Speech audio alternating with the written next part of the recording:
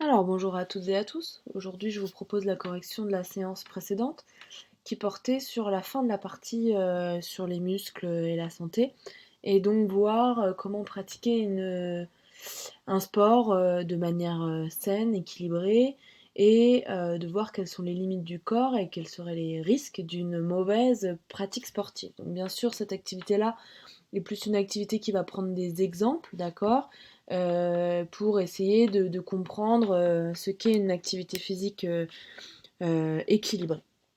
Donc, vous aviez pas mal de lectures de documents qui vous présentaient différents aspects des pratiques sportives. Et dans la première question, je vous demandais d'indiquer les principales règles d'une bonne pratique sportive. Donc ces réponses, on va aller les chercher dans le document 1 et dans le document 2 en partie. Donc le document 1 est vous présenter 8 conseils pour éviter une blessure. Et donc ce que l'on voit, ce que l'on peut tirer de ce document-là, c'est que pour éviter une blessure, il faudrait une bonne hygiène de vie finalement, même sans faire de sport. C'est important de bien dormir et de se reposer, de s'alimenter correctement et de s'hydrater.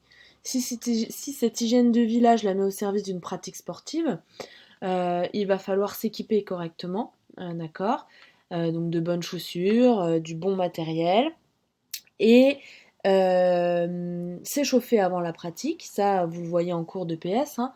Avant la pratique s'échauffer et s'étirer à la fin de la pratique pour favoriser l'élimination des déchets par les muscles et ne pas que ça stagne dans nos muscles, ce qui peut causer des courbatures.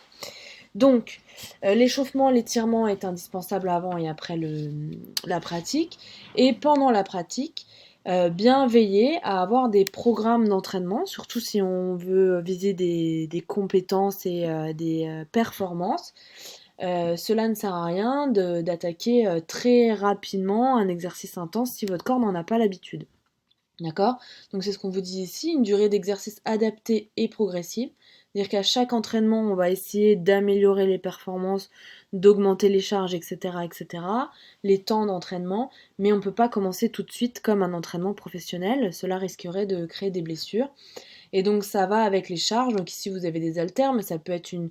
Voilà, si vous faites du footing, ne pas aller courir directement 1 heure et demie, mais commencer par un footing de 20-30 minutes et d'augmenter cette charge-là. La charge, ça veut dire ici l'effort que l'on va demander de faire à nos muscles.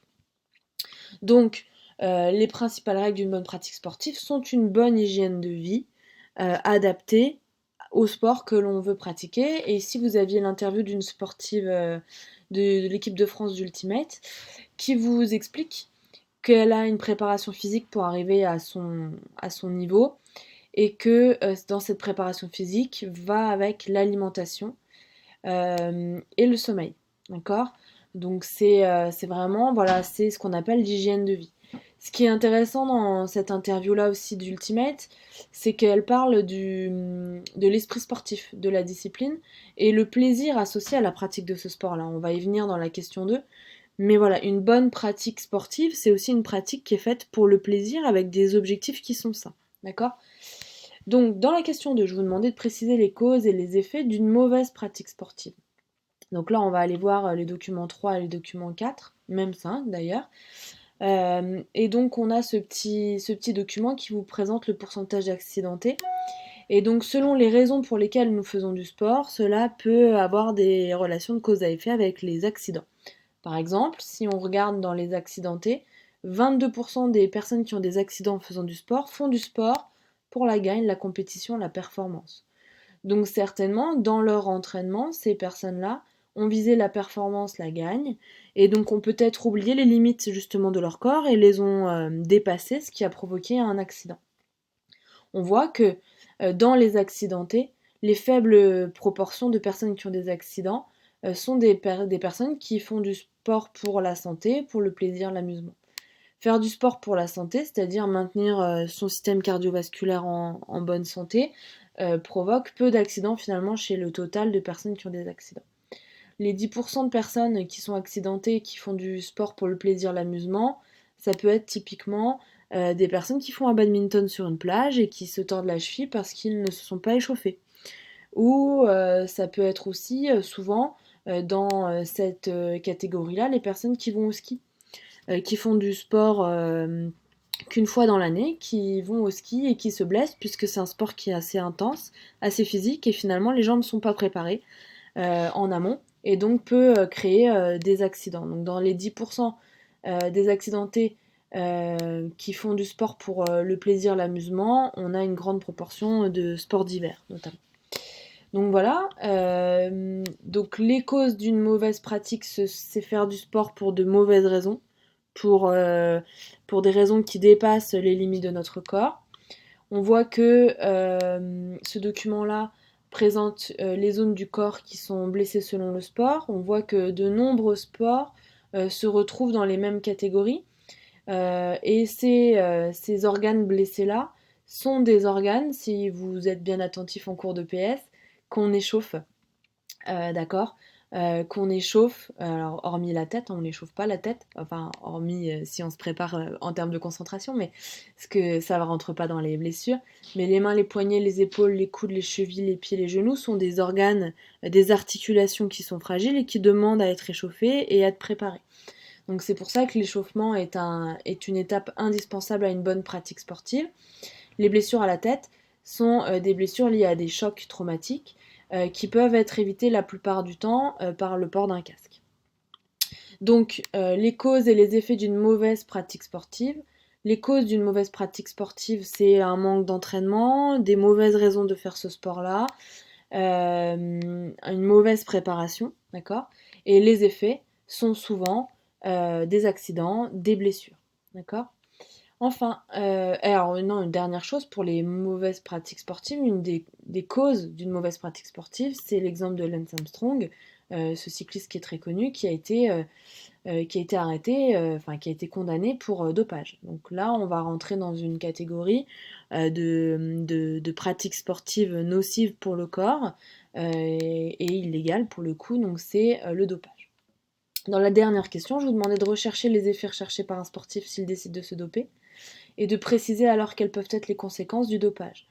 Donc, les effets recherchés, on peut les avoir ici si on comprend ce document-là. On vous dit que, alors on vous présente l'EPO. L'EPO, c'est une substance qui est dopante, qui modifie les capacités, qui va souvent améliorer dans un effet immédiat les capacités du sportif, puisque l'EPO, par exemple, augmente la quantité de globules rouges dans le sang, et nous savons que les globules rouges transportent le dioxygène.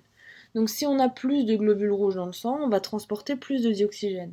Si on transporte plus de dioxygène, nos muscles vont en recevoir plus et donc vont pouvoir faire plus de réactions chimiques pour fabriquer plus d'énergie. Donc vous voyez le lien logique. Le lien logique, c'est qu'on a plus de transporteurs de dioxygène, donc on aura plus de dioxygène qui va arriver dans les muscles et donc nos muscles auront plus de force, pour résumer. Donc ça, c'est un des effets recherchés par les produits dopants.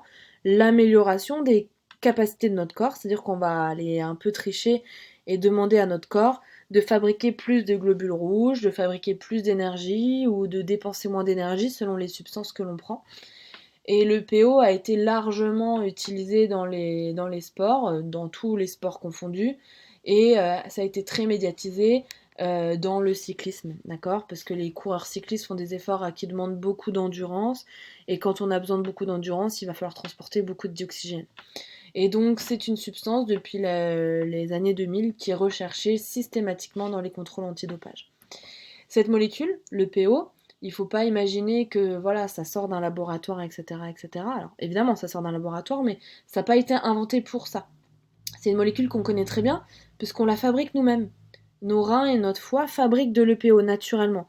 C'est-à-dire que si j'ai un entraînement, notamment en altitude, on verra ça un petit peu plus tard, ou un entraînement qui va stimuler ma circulation sanguine, mon corps va émettre des signaux comme quoi il a besoin de dioxygène, d'apport en dioxygène augmenté, ce qui va permettre de fabriquer naturellement de l'EPO et donc d'augmenter naturellement nos compétences sportives. Donc les sportifs qui se dopent recherchent une augmentation de leurs compétences sportives rapidement, qui vont être complémentaires à leur entraînement qui est déjà très intense et leur corps ne peut pas s'entraîner plus, donc ils vont prendre des substances chimiques qui vont aider leur corps à s'améliorer. Donc les conséquences, on vous le donne ici, les conséquences, les effets secondaires négatifs, ça veut dire que bah, notre sang va s'épaissir, puisqu'il y a plus de globules rouges à l'intérieur, on va avoir plus de cellules et donc on va avoir un sang plus épais.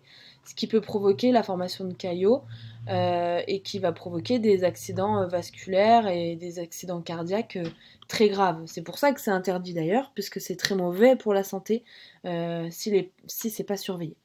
Donc les effets, c'est une augmentation des compétences du sportif, enfin des compétences corporelles du sportif. Et les conséquences, c'est des risques pour la santé, et évidemment des risques vis-à-vis de la loi, puisque le dopage est interdit par la loi dans les milieux du sport professionnel. Donc voilà pour l'activité 3 qui venait conclure le chapitre sur le sport et la santé. Je vous espère toutes et tous encore en forme, et vous dis à très bientôt.